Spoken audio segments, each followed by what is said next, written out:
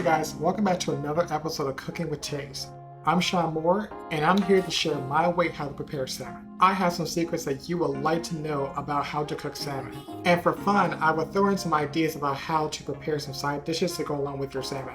If you're new to my channel, take the time to hit that subscribe button, join the Sean Moore family. It helps me grow my young channel, and I totally aim to please.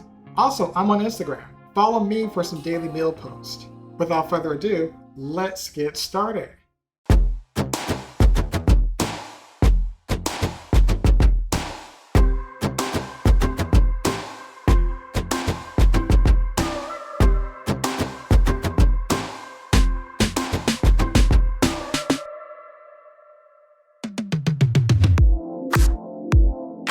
Alright, now I got myself together, we can get started on my brine. And what are we brining, you ask? Well, we're going to be brining a medium-sized red onion. Start by slicing off the root and tip ends. Score the outer layer, and from this point, you have a choice of either discarding the peels, or you can save the peels in the freezer for future stock applications. Now that's done, let's talk about slicing. I'm introducing my handy-dandy quote-unquote professional mandolin. You can absolutely slice your red onions with a sharp knife. By using a mandolin, it offers a degree of slicing options with a consistency that you can trust. Also, this thing helps you make a mean waffle fry. If you're interested in this model, then I'll include the link in the description box. Okay, attach your red onion onto the feeding hole and adhere the hand guard on top, like so. Glide your onion across the blade and just admire your thin slices. Once that step is done, set the mandolin aside and let's compose the actual pickling mixture. In a medium saucepan, combine 1.5 cups of white distilled vinegar, 1 tablespoon of brown sugar, 1 tablespoon of kosher salt, 1.5 cups of H2O, 1.5 tablespoons of whole black peppercorns, 1 bay leaf, and bring everything to a boil. Grab a clean 34-ounce mason jar. Separate your onion rings and place them in your jar. If you have fresh garlic, then crush about 2 cloves or use 2 teaspoons of minced garlic. Add more rings until you reach nearly the top of your jar. Add half a sprig of fresh rosemary and pour your piping hot brine into your jar. Scrape out all that goodness that's inside your pot. Shake everything around and add a few splashes of vinegar if needed. Close the lid and set aside to cool before placing into the fridge. Okay, let's talk about salmon. I'm using farm-raised salmon. Start by patting the surface dry with a paper towel. Feel your salmon for any leftover fish bones. If your salmon is uneven in size, like mine, trim the excess and portion accordingly. I recommend freezing the trimmed ends for future stock applications. As a result, I have 2 6-ounce salmon fillets. Here's a tip for better browning. Add a half a teaspoon of baking soda to a separate bowl, along with about a teaspoon of kosher salt. Adding baking soda to proteins, which lowers the pH balance and acts like a catalyst for the Maillard reaction, basically is an easy way to brown meats more effectively. Just coat your salmon fillets and set aside while I get my second secret for browning and crispy skin. On a separate plate, measure about a half a cup of all-purpose flour, along with a half a teaspoon of black pepper. Also in my arsenal of spices, I have 1 teaspoon each of onion and garlic powder, and 1 teaspoon of Baharat spice. Okay, that's kind of hard to say. It's a rather unique spice blend, which you'll notice in many Middle Eastern recipes. Apply a thin coating of flour to your salmon on each side, which will help you with moisture control, which will also promote a crispier exterior.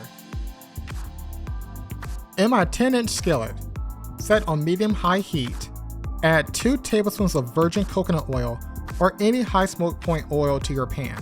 Pat off any excess flour from your salmon and place in your pan skin side down. Cook for about 3 minutes. Flip and place in a 375 degree Fahrenheit oven until the internal temperature reaches 125 degrees Fahrenheit, or 120 degrees Fahrenheit for wild salmon.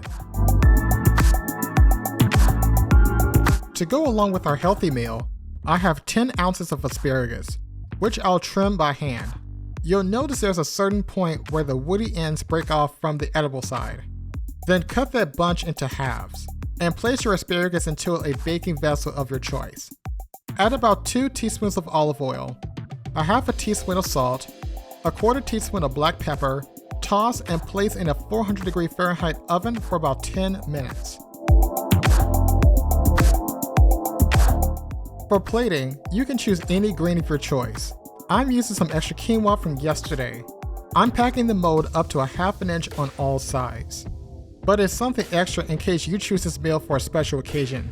Add your asparagus in a single layer, like so. Or you can take a closer look from this angle. For the second layer, apply your pieces crosswise. As that's sitting, get your pickled onions from the fridge and just admire the instant perfume of flavor from the brine. Apply a thin layer of onions on your plate.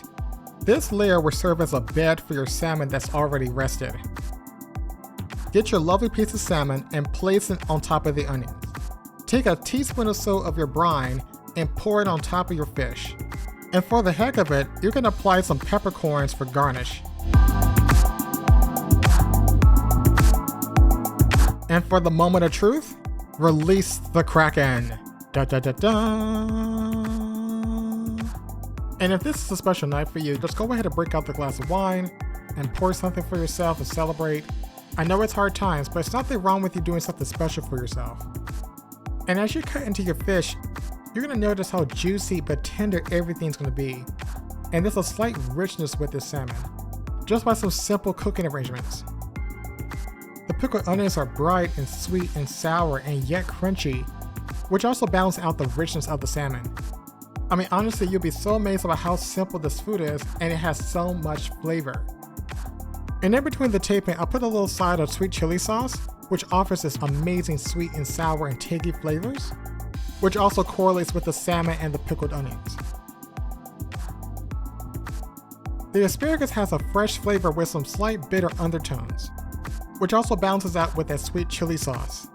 Overall, this whole meal is so simple to make at home, but you can easily elevate it for a more restaurant experience. Okay guys, it's a wrap. You saw me make another hit meal with a few twists here and there. Again, nothing too far-fetched except for that baking soda.